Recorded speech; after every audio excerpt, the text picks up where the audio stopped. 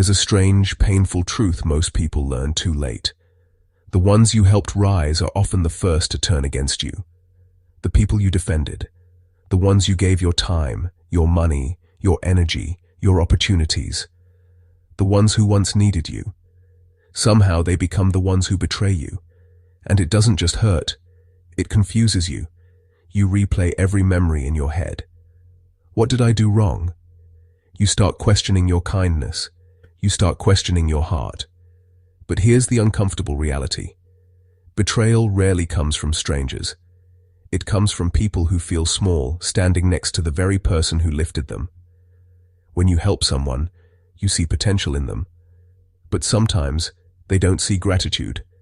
They see a reminder of their weakness. They don't feel inspired. They feel indebted.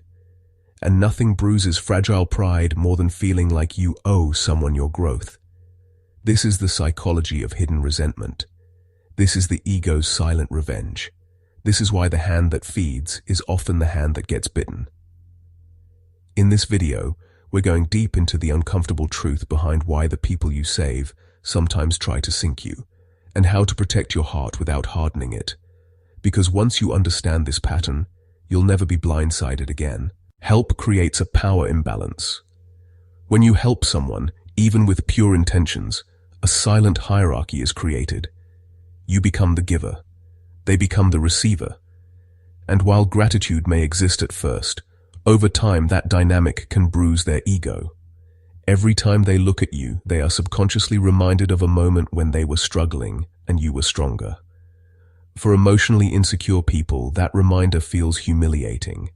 Instead of seeing you as a blessing, they begin to see you as a witness to their weakness. And people will often attack the person who reminds them of who they used to be.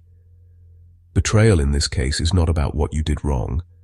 It's about what your presence represents. Number 2, gratitude fades, ego grows. At the beginning, they are thankful, humble, soft. But as they grow, improve, and gain confidence, something shifts. The ego whispers, I did this myself. I don't need them anymore. They're not better than me. Instead of remembering your support as a foundation, they rewrite the story to protect their pride. And sometimes the easiest way to prove independence is to distance themselves from you, or worse, undermine you. Success can inflate fragile egos, and a fragile ego sees kindness as control. Number 3, feeling indebted turns into resentment. Most people don't like feeling like they owe someone. Even if you never ask for repayment, the psychological weight of I wouldn't be here without them can become uncomfortable. Instead of repaying with loyalty or appreciation, some people try to erase the debt emotionally. How? By minimizing what you did, by criticizing you, by competing with you, by betraying you. If they convince themselves you're not that great, they don't have to feel small anymore. Resentment grows where gratitude isn't nurtured. Number 4, you outgrow them, and they feel it. Sometimes betrayal isn't about what you gave. It's about how far ahead you continue to go. You helped them level up, but you didn't stop leveling up yourself. Now the gap still exists, and instead of seeing you as inspiration, they see you as competition. Jealousy is stronger when history is shared. A stranger's success doesn't sting as much as a friend's success. And when comparison enters the relationship, loyalty quietly exits. Number 5, they mistook your kindness for weakness. Some people don't respect kindness. They test it. When you consistently show up, forgive easily, support endlessly, and give without limits, certain personalities start believing you'll tolerate anything. They assume you'll always understand. You'll always forgive. You won't leave. And that assumption breeds carelessness. Betrayal often happens where boundaries never existed. Number 6, you saw potential. They didn't see in themselves. When you help someone grow, you're holding a vision for them.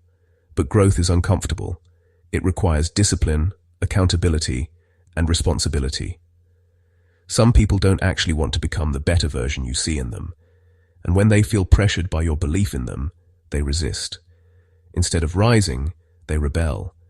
It's easier to destroy the bridge than to cross it. Number 7, proximity reveals your strength, and that triggers insecurity. The closer someone is to you, the more they see your strengths, your discipline, your intelligence, your resilience, your emotional control. Over time, that can inspire or intimidate. Insecure people don't compete externally. They compete internally. And if being around you constantly highlights where they fall short, they may try to level the field by attacking your reputation, spreading rumors, or betraying your trust. Not because you harmed them, but because your light exposed their shadows.